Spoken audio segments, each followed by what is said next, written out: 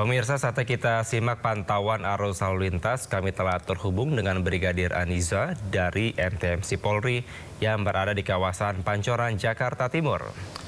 Ya, selamat pagi Brigadir Aniza. Bagaimanakah pantauan arus lalu lintas dari tempat Anda melaporkan? Silakan dengan laporannya. Ya, baik, terima kasih rekan di studio juga. Selamat pagi. Saat ini saya melaporkan langsung kondisi arus lalu lintas yakni di kawasan Simpang Pancoran, Jakarta Selatan. Tepat di belakang saya bisa kita saksikan bersama situasi arus lalu lintas pada pagi hari ini. Masih terlihat adanya peningkatan volume kendaraan karena memang masih memasuki jam berangkat perkantoran dan juga memang sudah dimulainya aktivitas masyarakat pada pagi hari ini. Dan untuk arus lalu lintas pada pagi hari ini bisa kita saksikan bersama dari kawasan MT Haryono ataupun Cawang yang akan mengarah ke kawasan Kuningan atau akan mengarah ke kawasan Tebet maupun Manggarai masih terpantau adanya peningkatan volume kendaraan. Pada pagi hari ini juga terlihat antrian kendaraan menjelang traffic light. Kami menghimbau bagi para pengendara untuk selalu berhati-hati menunggu antrian traffic light tepat di belakang garis stop. Dan juga kami menghimbau bagi para pengendara untuk selalu memperhatikan arahan dan himbauan petugas kami yang ada di lapangan yang pada pagi hari ini sedang melakukan pengaturan lalu lintas guna mengurai kemacetan pada pagi hari ini. Dan untuk arus lalu lintas pada hari ini dari kawasan Tebet ataupun Manggarai yang akan lurus mengarah ke kawasan Kalibata maupun Pasar Minggu terpantau sudah ada peningkatan, namun lalu lintas sendiri masih terpantau ramai dan lancar. Namun dari arah sebaliknya terpantau sudah ada peningkatan terdominasi oleh kendaraan pribadi roda 4 maupun kendaraan roda 2. Kami himbau bagi para pengendara untuk selalu berhati-hati, khususnya untuk kendaraan roda 2 untuk selalu menggunakan helm berstandar SNI dan juga untuk selalu memastikan juga untuk selalu berkonsentrasi saat berkendara dan juga melengkapi surat-surat kendaraan Anda sebelum Anda melakukan perjalanan. Dan untuk arus lalu lintas sendiri dari kawasan Kuningan maupun Tendean yang akan mengarah ke kawasan Tebet ataupun Manggarai untuk pagi hari ini masih terpantau relatif lancar, ketersedatan hanya menjelang traffic light saja. Dan dari kawasan Kuningan maupun Tendean yang akan lurus mengarah ke kawasan MT Haryono untuk situasi arus lalu lintas pada pagi hari ini terpantau juga sudah mulai mengalami peningkatan, namun lalu lintas terpantau lancar, ketersedatan sekali terjadi hanya menjelang traffic light saja.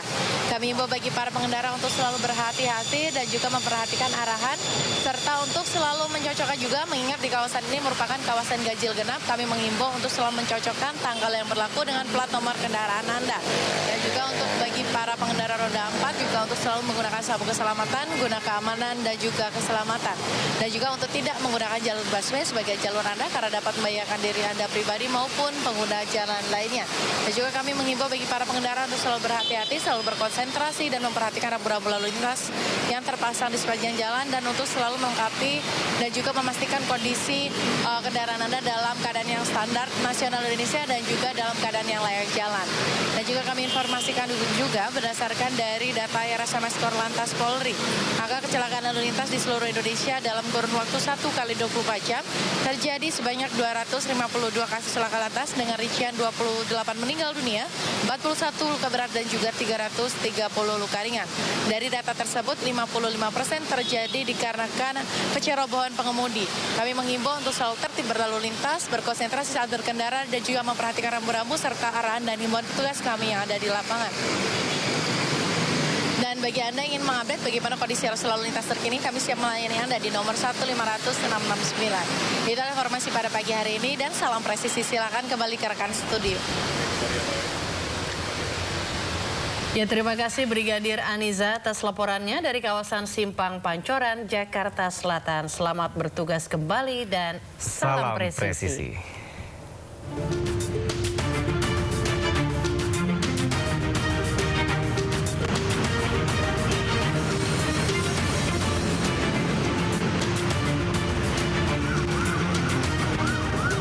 Pemirsa, di tengah naiknya harga minyak goreng dan hilangnya minyak goreng subsidi di pasaran, aparat kepolisian Polda Jawa Timur menggerebek dan mengamankan pabrik minyak kita ilegal di kawasan Juanda Sedati, Sidoarjo, Jawa Timur. Selain mengamankan 4 pelaku, polisi juga mengamankan ratusan liter minyak kita kemasan ilegal alias palsu.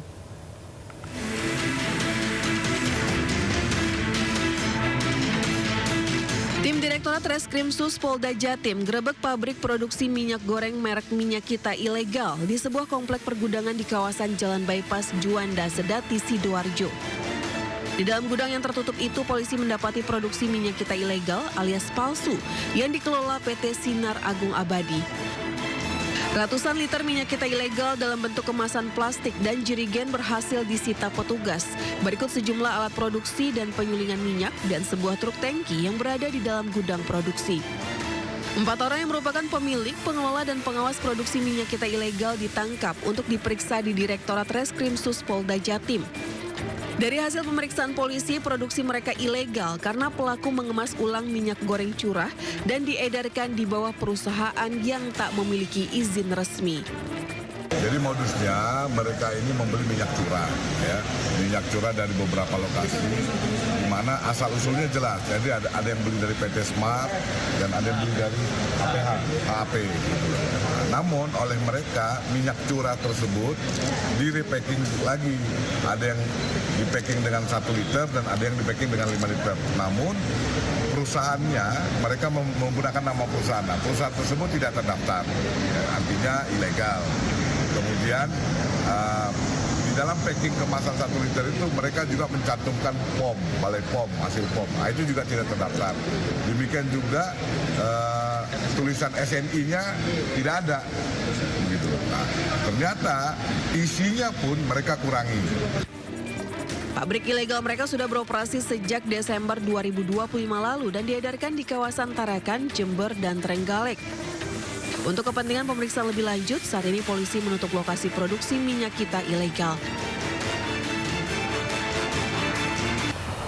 Pemirsa, kenaikan harga LPG non-subsidi ukuran 12 kg bebani pelaku usaha kuliner. Biaya operasional meningkat di tengah upaya menjaga harga agar tetap terjangkau.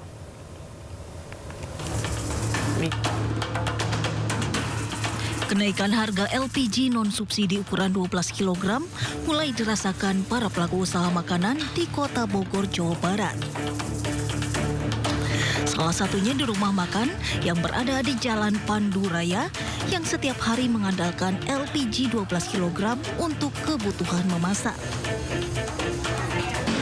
Tentunya berdampak banget ya Kak ya, soalnya kan kenaikannya lumayan tinggi, ya kan. Udah sekarang harganya di kisaran 240 ribuan satunya. Kalau kita eceran gitu Kak ya, di tempat-tempat agen kecil ya gitu. Kalau dalam sehari kita itu habisnya di 1 atau 2 tabung. Kalau misalkan lagi normal Kak ya, tapi kalau weekend lagi jamnya rame, waktunya rame, itu hampir di 2 tabung satu harinya. Untuk kita paling sabar aja dulu ya Kak ya. Gimana ke depannya, mudah-mudahan harga LPG bisa turun lagi, bisa biar usaha UMKM semuanya bisa tenang lagi gitu kan. Kenaikan harga LPG 12 kg memaksa pelaku usaha kuliner putar otak menekan biaya operasional. Mereka berharap harga dapat kembali stabil agar usaha tetap bertahan.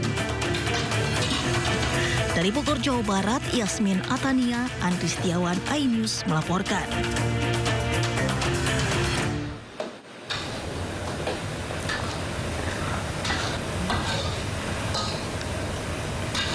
Kenaikan harga LPG non-subsidi ukuran 12 kg juga dikeluhkan pelaku usaha makanan. Salah satunya di rumah makan di Kota Bogor, Jawa Barat, pemirsa. 1 tabung habis dalam hitungan hari. UMKM tidak punya banyak pilihan, harga jual sulit dinaikkan. Pelaku usaha kuliner harus putar otak menekan biaya operasional.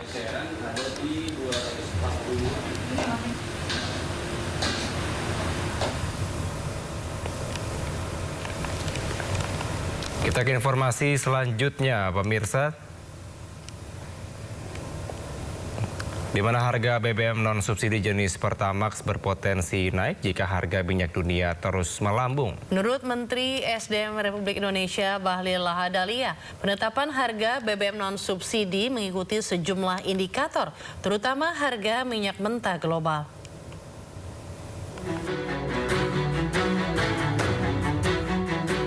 Menteri Energi dan Sumber Daya Mineral RI Bahlil Lahadalia membuka peluang penyesuaian harga bahan bakar minyak non-subsidi tahap kedua setelah Pertamax Turbo, Dex Lite, dan Pertamina Dex resmi naik mulai Sabtu 18 April 2026. Bahlil menjelaskan bahwa harga BBM non-subsidi tidak diatur secara tetap oleh pemerintah, namun mengikuti dinamika dan volatilitas harga minyak dunia. Jika harga minyak global meningkat, harga BBM non-subsidi juga berpotensi alami penyesuaian. Sementara itu, Bahlil juga pastikan BBM subsidi harganya tidak akan naik hingga akhir 2026. BBM non-subsidi itu ada penyesuaian harga.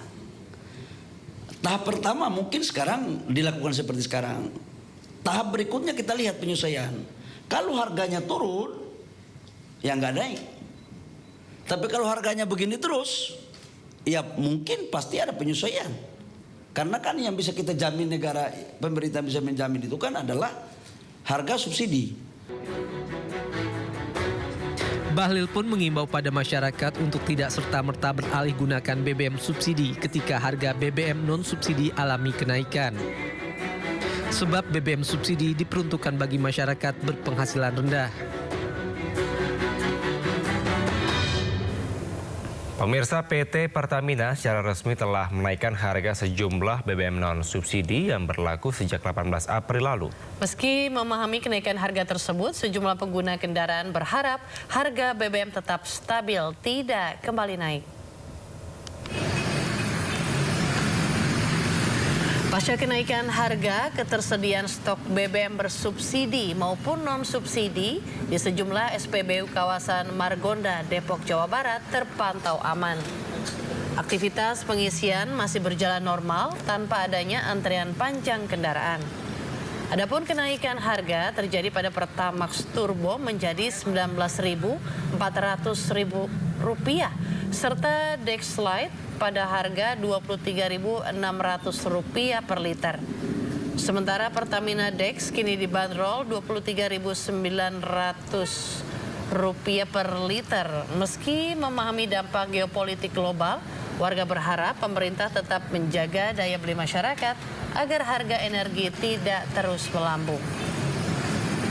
Harapannya semoga tidak naik harganya, tetap bisa terjangkau sama masyarakat semuanya.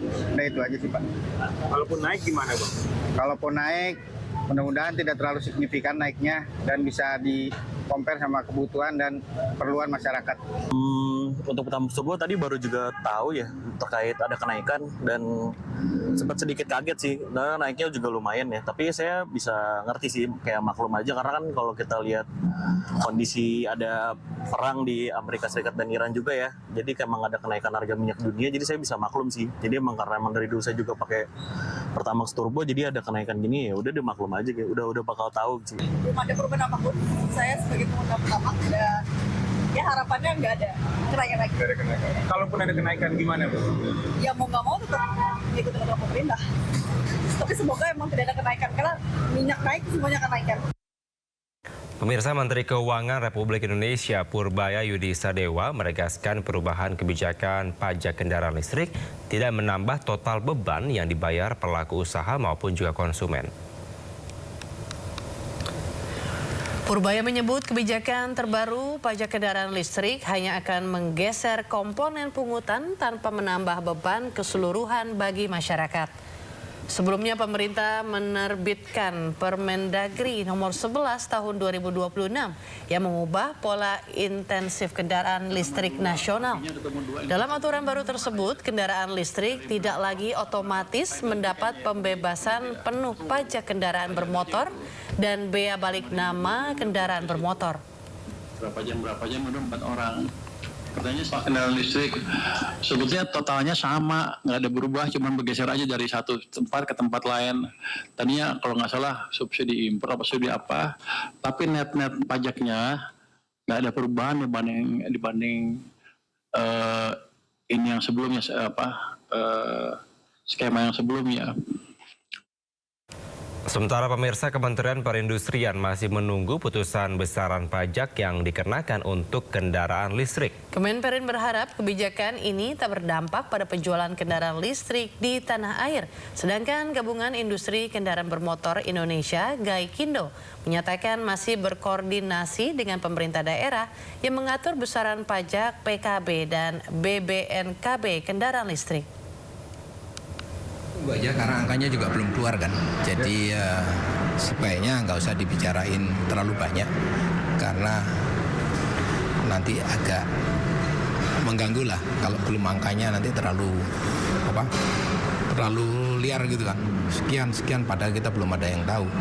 Dan kalau itu sampai terlalu meluas justru masyarakat cenderung untuk ngerem dalam hal ini, kemudian menunda pembelian dan itu akan berdampak. Padahal ini momennya bagus ya. Setelah Lebaran masyarakat masih sangat positif. Lihat dari penjualan electric vehicle juga meningkat. Harapannya ini juga bisa terus berlanjut. Ini bila ada ruang untuk dipertimbangkan kembali juga arahnya kepada kebijakan-kebijakan yang tidak berdampak pada perlambatan dari itu.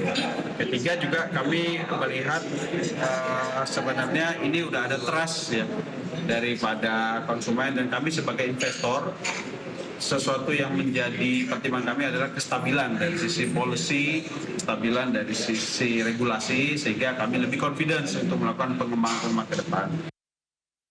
Pemirsa, Kejaksaan Agung melalui Badan Pemulihan Aset akan menggelar lelang barang rampasan negara hasil penyidikan. Lelang akan digelar secara terbuka bagi masyarakat. Akan ada 400 jenis barang rampasan yang akan dilelang oleh Kejaksaan Agung. Mulai dari mobil sport mewah, sepeda motor, tas mewah, hingga perhiasan. Mobil sport mewah yang akan dilelang diantaranya McLaren berwarna putih, Porsche 992 GT3 RS, Nissan GT-R, dan Ferrari Spider 458 Italia. Barang-barang mewah ini diantaranya merupakan sitaan dari kasus korupsi Tata Niaga Timah yang menjerat suami artis Sandra Dewi, Harvey Muiz. Kepala Badan Pemulihan Aset Kejagung Kuntadi mengatakan BPA Fair 2026 yang akan digelar secara maraton selama 1 minggu penuh pada 18 hingga 22 Mei 2026. Masyarakat akan diberikan edukasi menyeluruh mengenai cara mendapatkan barang kelolaan kejaksaan. Pemirsa, rancangan Undang-Undang Perlindungan Pekerja Rumah Tangga atau PPRT telah disahkan menjadi undang-undang. Undang-undang ini juga mengatur hubungan kerja yang harmonis majikan dan asisten rumah tangga.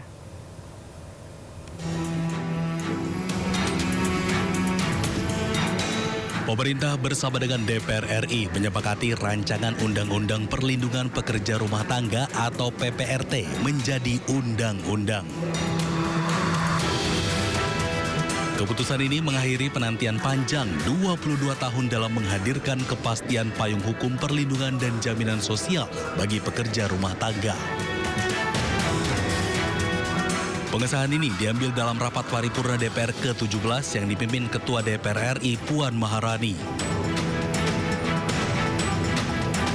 Oleh karena itu, tujuan dari rancangan undang-undang ini adalah untuk menyelesaikan berbagai permasalahan, antara lain mulai dari upah yang tidak wajar atau dibayar tidak sebagaimana mestinya, jam kerja di luar batas kewajaran, hingga pelecehan ataupun kekerasan baik secara fisik, psikis, seksual ataupun penelantaran rumah tangga.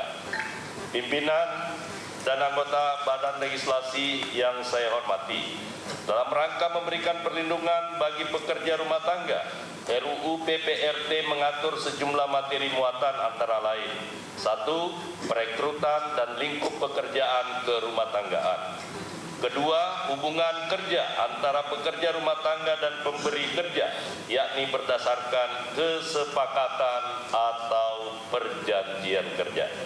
Setelah bersama-sama kita mendengarkan pendapat, pandangan fraksi-fraksi dan pemerintah, Selanjutnya kami meminta persetujuan rapat apakah hasil pembahasan rancangan undang-undang tentang perlindungan pekerja rumah tangga dapat diproses lebih lanjut sesuai peraturan perundang-undangan apabila disetujui.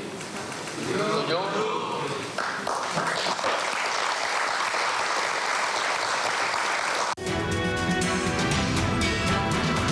Dalam aturan baru ini mengatur hubungan antara pekerja rumah tangga dan pemberi kerja termasuk majikan.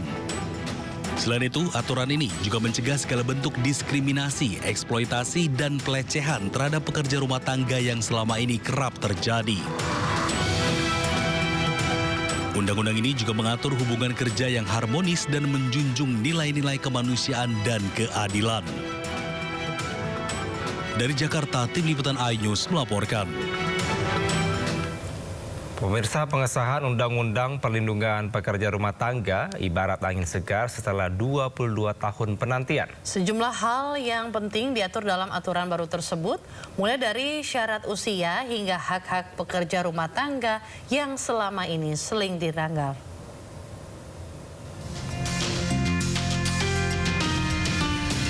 Undang-Undang Perlindungan Pekerja Rumah Tangga mengatur sejumlah hal penting, terutama hak pekerja rumah tangga.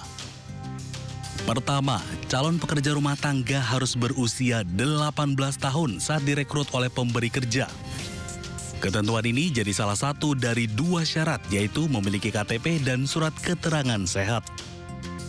Kedua, perekrutan PRT bisa dilakukan secara langsung ataupun tidak langsung. Pasal 7 menyebut PRT berhak menerima perjanjian kerjasama penempatan dengan perusahaan seperti pemberi kerja atau agensi. Pekerja rumah tangga juga berhak mendapatkan sejumlah hak. Di antaranya, hak menjalankan ibadah, bekerja dengan waktu yang manusiawi, mendapat upah, hak cuti, hingga waktu istirahat. PRT juga mendapatkan tunjangan hari raya, jaminan sosial kesehatan, dan ketenagakerjaan. Pekerja rumah tangga juga berhak mendapat pembekalan berupa pelatihan vokasi untuk meningkatkan kompetensi kerja. Perusahaan pemberi kerja atau agensi dilarang memotong upah pekerja rumah tangga. Agensi juga dilarang memungut biaya dalam bentuk apapun dan dilarang menahan dokumen milik pekerja rumah tangga. Sanksi tegas disiapkan mulai dari peringatan hingga pencabutan izin usaha. Undang-undang juga mengatur tentang skema penyelesaian perselisihan, di mana tiap perselisihan harus diselesaikan secara musyawarah dan mufakat. Berjenjang dari RT, RW, hingga instansi pemerintah di bidang ketenagakerjaan. Tim Liputan iNews melaporkan.